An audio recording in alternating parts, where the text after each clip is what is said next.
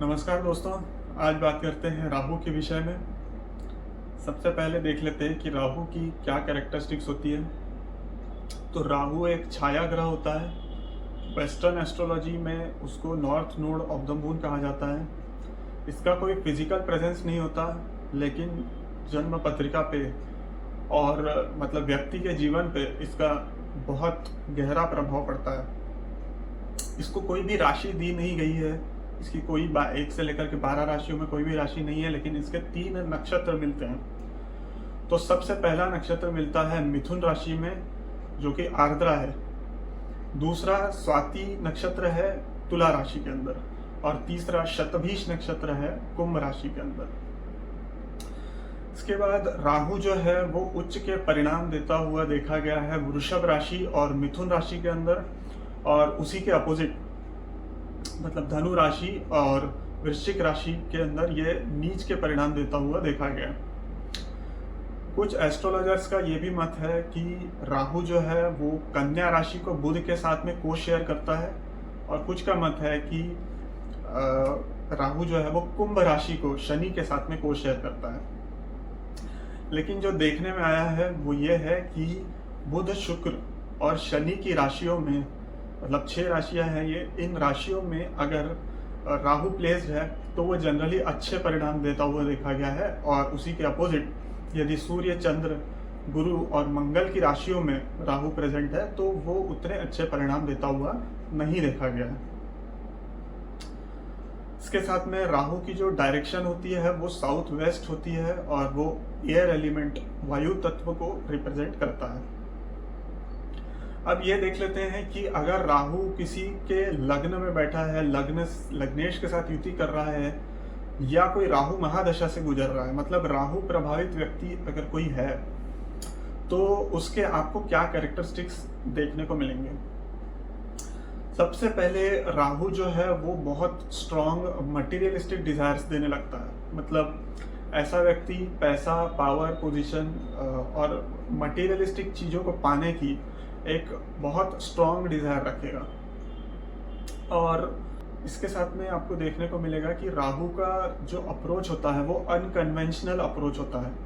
मतलब राहु वर्जनाओं को, जो सोशल नॉर्म्स है, जो सिस्टम्स है, एथिक्स और मोरालिटी, उसको वो मानता नहीं है, और कई बार उसको तोड़ के भी अपना काम सिद्ध करने में उसका विश्वास रहता है। मतलब ऐसा व्यक्ति जो है वो अनकन्वेंशनल अप्रोच भी रख सकता है अपने कामों को बनाने के लिए। और राहु जो है वो रिप्रेजेंट करता है भ्रम को। एटलीस्ट इनिशियली जब राहु काम करता है तो वो व्यक्ति को कंफ्यूज रखता है। मतलब किसी भी थॉट में कई अलग अलग प्रकार के थॉट्स में डालेगा, लेकिन उसको डिसीजन नहीं लेने देगा, भ्रम में अटका करके रखेगा। राहु रिप्रेजेंट करता है भ्रम और धोखे को भी।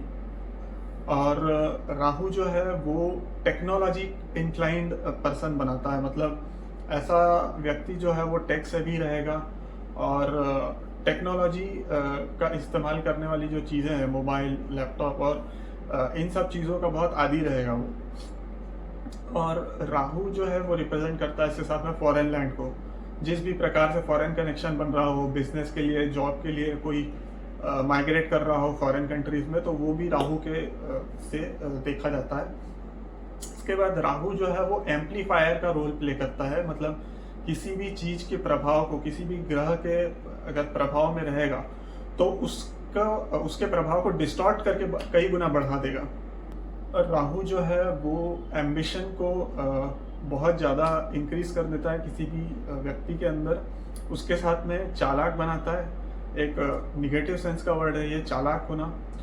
जैसे मैंने बोला कि वो अपने काम बनाने के लिए कोई भी अप्रोच रख सकता है, अनकन्वेंशनल अप्रोच भी रख सकता है, तो वैसे ही रहता है। और रेस्टलेस बनाता है, क्योंकि वो इतनी एम्बिशन दे देगा कि बहुत चैन से बैठने नहीं देगा आदमी को, इतनी उसकी डिज़ायर्स को बढ़ा करके रख देगा।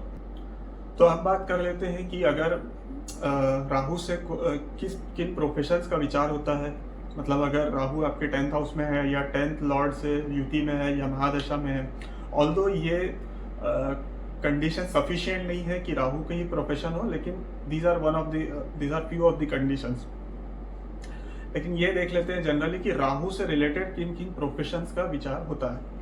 तो राहु से रिलेटेड प्रोफेशन होता है टेक्नोलॉजी का। सबसे पहले तो कि जितने भी लोग आईटी इंडस्ट्री में काम कर रहे हैं और उसमें भी artificial intelligence, machine learning, cyber security, इस टाइप के जो प्रोफेशंस में काम कर रहे हैं वो राहु प्रभावित लोग होते हैं। और कोई भी जो फिल्म इंडस्ट्री में काम कर रहे हैं, जिनके पास अचानक सक्सेस और अचानक फेम देखने को मिलता है, जैसे actors, directors, script writers, photographers, ये जो प्रोफेशंस होती है जिसमें चमक दमक होती है और एक ऐसा स्कोप होता है कि व्यक्ति बिल्कुल अनजान रहे और कुछ ही एक दो वीडियोस उसके कहीं कोई काम वायरल हो जाए और वो अचानक से फेमस हो जाए। तो इस प्रकार की सिचुएशंस और इस प्रकार के ये जो प्रोफेशंस रहते हैं उसमें राहु काम करता है, उसमें राहु का गहरा इन्फ्लुएंस देखा जाता है। उसके साथ में राहु जो है वो पॉलिटिक्स एंड पब्लिक लाइफ को रिप्रेजेंट करता है। तो पॉलिटिक्स में एक स्पेसिफिक चीज़ जो है स्ट्रेटेजी, कि आप क्या रणनीति अपना रहे हैं राजनीति में, उसमें एक राहु का बड़ा रोल होता है और एक पब्लिक कॉशियस अप्रोच राहु देता है। तो वो पब्लिक लाइफ को भी इन्फ्लुएंस करता है as a politician, as a actor और as any social media influencer. उसके साथ में जो है राहु जो है वो सोशल मीडिया को रिप्रेजेंट करता है। तो ट्विटर पे, इंस्टाग्राम पे जो लोग सोशल मीडिया मार्केटिंग करते हैं या सोशल मीडिया इन्फ्लुएंसर्स रहते हैं, चाहे यूट्यूब पे हो या किसी भी सोशल मीडिया प्लेटफॉर्म पे हो, तो जिनका काम डायरेक्टली सोशल मीडिया से जुड़ा हुआ रहता है, कंटेंट क्रिएटर्स या जो सोशल मीडिया एडवर्टाइजमेंट्स जो चलाते हैं, उन सब का काम डायरेक्टली राहु से जुड़ा हुआ है। और उसके साथ में जो है Rahu stock market and trading को भी रिप्रेजेंट करता है, क्योंकि राहु के अंदर एक स्पेक्यूलेशन होता है, तो उस हिसाब से वो स्टॉक मार्केट एंड ट्रेडिंग को भी इन्फ्लुएंस करता है। उसके बाद जैसे राहु से फॉरेन के अंदर foreign element, foreign culture, foreign people, ये सब जुड़े हुए रहते हैं। तो जो भी व्यक्ति फॉरेन में जा कर के या किसी अलग समाज में जा कर के काम करता है, वहाँ बस जाता है, या वहाँ के लोगों या वहाँ के कॉरपोरेट्स के साथ कोई इंपोर्ट एक्सपोर्ट का बिजनेस भी करता है, मतलब उसके रोज के काम में अगर फॉरेन कनेक्शंस रहे या फॉरेन लैंड में ही जा कर के वो काम करे, तो ऐसा व्यक्ति भी राहु प्रभावित ही माना जाएगा। और इसके साथ में जितने भी काम जो ऑकल्ट से जुड़े हुए हैं, तंत्र मंत्र से जुड़े हुए हैं, रहस्य जिसमें इन्वॉल्व होता है, ये भी राहु के अंडर आता है। इसमें केतु और राहु दोनों का योगदान होता है। और सीक्रेट सर्विसेज जो है, जासूसी करना, हिडन चीज़ों में इन्वॉल्वमेंट रहना, जैसे जासूसी है, इसका भी विचार राहु से किया जाता है प्रोफेशनली। इसके बाद देख लेते हैं कि राहु के लिए कौन से घर, कौन से हाउसेस अच्छे होते हैं और कौन से हाउसेस खराब होते हैं। तो राहु के लिए जो उपचय स्थान है, मतलब तृतीय स्थान, षष्ठ स्थान, दशम स्थान और एकादश स्थान, ये राहु के लिए विशेष अच्छे स्थान होते हैं। इन स्थानों में राहु जनरली अच्छे परिणाम देगा, इवन नीच का भी होगा तो भी उतने खराब परिणाम वो नहीं देगा, या शुरुआत में हो सकता है थोड़े कुछ रोड ब्लॉक्स रहे, लेकिन बाद में बहुत अच्छे परिणाम देगा। और कहाँ राहु नहीं होना चाहिए या खराब प्लेसमेंट उसकी क्या हो सकती है, तो जो मोक्ष त्रिकोण के घर है, मतलब चतुर्थ स्थान, अष्टम स्थान, द्वादश स्थान, इन स्थानों में जनरली राहु नहीं होना चाहिए।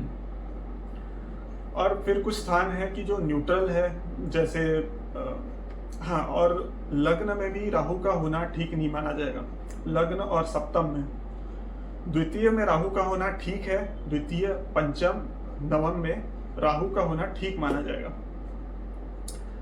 इसके साथ में राहु अगर अकेला बैठा है तो वो ज़्यादा अच्छी परिस्थिति है, बजाय कि वो किसी ग्रह के साथ बैठा हो, क्योंकि राहु कुछ ना कुछ दूसरे ग्रह की एनर्जी को डिस्टॉर्ट करेगा जरूर, कुछ ना कुछ उसमें प्रॉब्लम्स क्रिएट करेगा जरूर। तो ये ज़्यादा अच्छी परिस्थिति होगी कि राहु अकेला बैठे।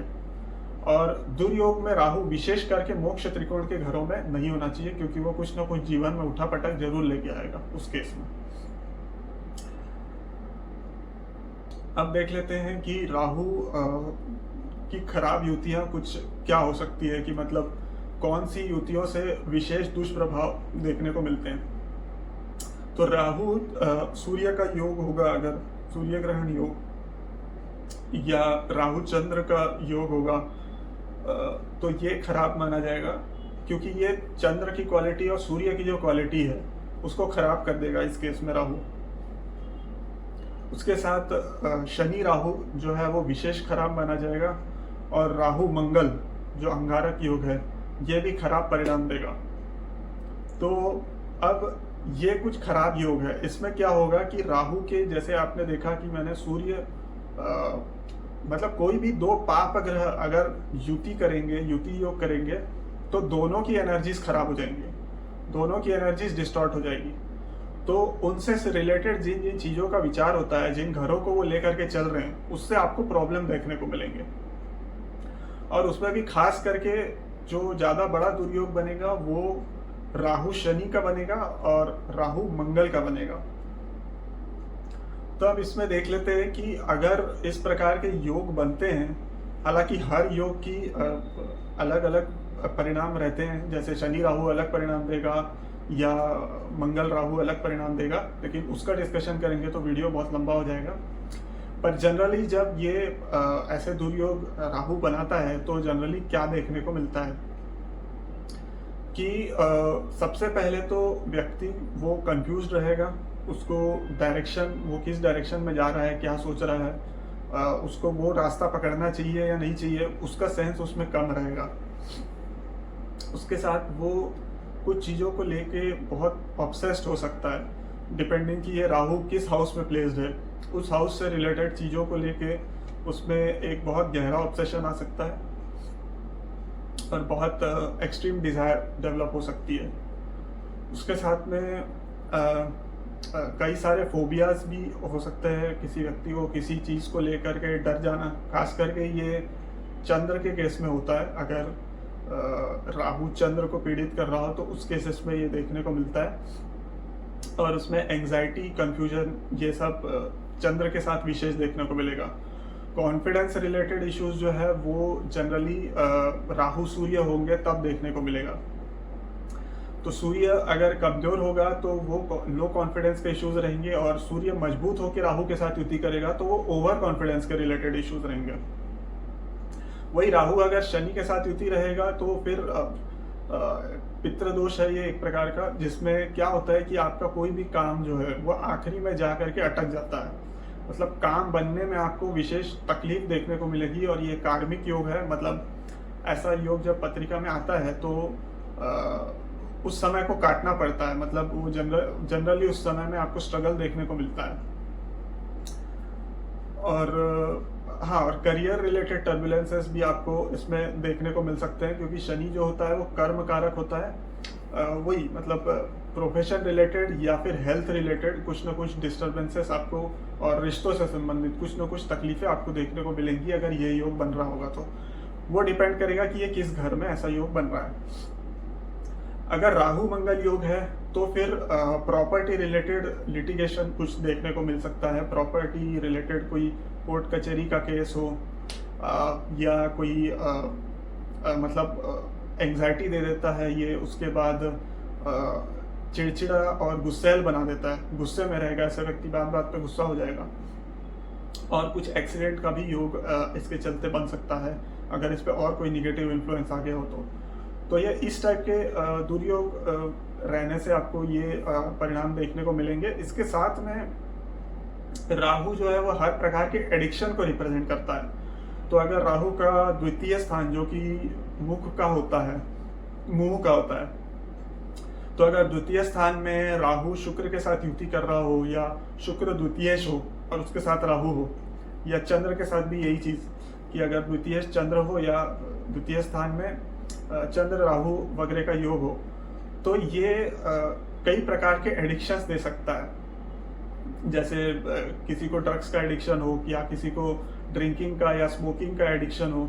तो हर प्रकार का जो एडिक्शन है, एक्सट्रीमिस्ट बिहेवियर जो है, किसी भी चीज़ के अंदर बहुत घुस जाना, ये राहु के अंडर आता है। हर प्रकार का ये एडिक्शन हो गया, इसमें आ जाता है। उसके साथ में किसी भी स्कैंडल में फंस जाना, किसी भी कंट्रोवर्सी में फंस जाना, तो स्कैंडल्स एंड कंट्रोवर्सीज जो है वो भी राहु के अंडर आता है। सडन राइज और फॉल, आपके कुछ साल जैसे मान लो राहु की अंतर्दशा आ गई और राहु वेल प्लेस्ड है, तो बहुत अच्छे परिणाम दे देगा और बहुत राइज करवा देगा 2-3 साल के अंदर ही। और या फिर अगर राहु खराब है तो सडन फॉल भी दे सकता है। तो sudden rise and fall, deep fluctuations के लिए भी राहु जाना जाता है। उसके साथ में राहु जो है वो आपको रिलेशंस में आपके बनने नहीं देगा, मतलब बहुत मटेरियलिस्टिक बना देगा, बहुत डिज़ायर्स को आपके इतने बढ़ा देगा कि रिलेशंस को रखने का आपकी जो इच्छा है वो बहुत कम हो जाएगी। तो कई बार आइसोलेट भी कर सकता है, या आपको रिलेशंस मेंटेन करना जो है वो बिल्कुल अनइम्पॉर्टेंट जैसा लग सकता है। तो ये भी राहु के परिणाम है। उसमें साथ में राहु जो है वो गैम्बलिंग और बेटिंग का भी एडिक्शन दे सकता है, सट्टा खेलने का, स्पेक्यूलेशन करने का। जैसे मैंने बताया स्टॉक मार्केट और ट्रेडिंग को राहु रिप्रेजेंट करता है। अगर वो डिस्टॉर्ट हो जाए, उसकी एनर्जीज खराब हो जाए, तो व्यक्ति गैम्बलिंग के अंदर भी बहुत एडिक्ट हो सकता है। तो ये भी एक प्रकार का एडिक्शन है जो राहु के अंदर आप ले सकते हो। तो इस टाइप के आपको दुष्परिणाम देखने को मिलेंगे। और फियर ऑफ अननोन भी हो सकता है। फियर ऑफ अननोन, जो है नहीं, वही जैसे मैंने भ्रम की बात की थी, तो जो है नहीं उसको लेकर के डरते रहना और एंशियस होते रहना, ये भी और कंफ्यूज भी होते रहना, तो ये भी राहु के अंदर देखा जाता है। अगर विशेष करके अगर राहु दुष्प्रभाव में होगा तब। तो अब बात कर लेते हैं कि अगर राहु इस प्रकार के दुष्प्रभाव में है तो फिर क्या उपाय उसके किए जा सकते हैं। तो सबसे पहले जो है वो दुर्गा की आराधना कर सकते हैं। दुर्गा देवी की पूजा आप जितनी करेंगे उतना राहु को बैलेंस मिलेगा। राहु का बीज मंत्र जो होता है उसका 108 जाप अगर रोज कर सकते हो तो कर सकते हैं। और राहु शांति की पूजा होती है, कई मंदिरों में कराई जाती है, तो ये भी आप करा सकते हैं। और शनिवत राहु बोला जाता है, तो राहु के जो दान है वो भी शनि से मिलते जुलते होते हैं।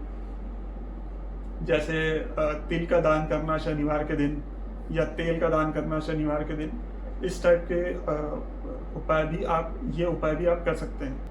इसके साथ में कौवे को खाना खिलाना या काले कपड़ों का, काले वस्त्रों का दान करना, ये भी उसके उपाय में आता है।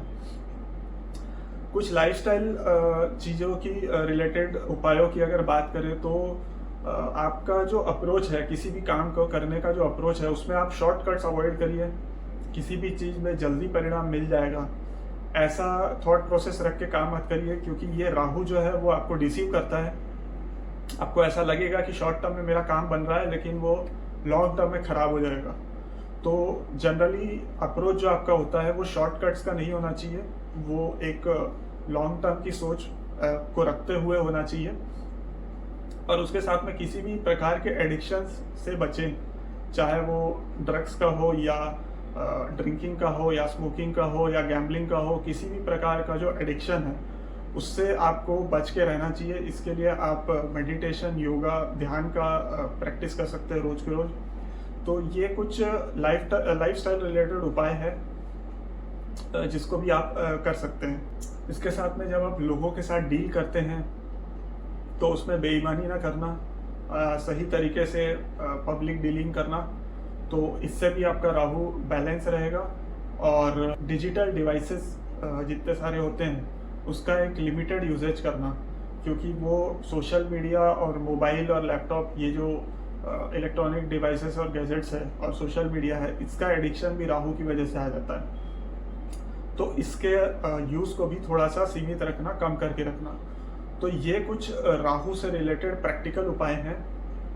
इसके साथ में अगर राहु आपके पत्रिका में वेल प्लेस्ड है और उसका बेनिफिट आपको नहीं मिल रहा है या आपको उसको बल देना है, तो आप किसी एस्ट्रोलॉजर को दिखा करके गोमेद पहन सकते हैं। वो एस्ट्रोलॉजर के कंसल्टेशन के बाद ही होना चाहिए, क्योंकि इन जो रत्नों का प्रभाव है वो बहुत तीव्र होता है। तो ऐसा ना हो कि वो खराब प्लेसमेंट रहे और आप उसको पहन ले, तो वो जो निगेटिविटीज़ को भी आपके बढ़ा सकता है। तो दोस्तों आज के लिए बस इतना ही, मिलते हैं अगले वीडियो में। अगर कंटेंट पसंद आ रहा होगा तो चैनल को सब्सक्राइब करिए और वीडियो को लाइक करना मत भूलिए। Thank you.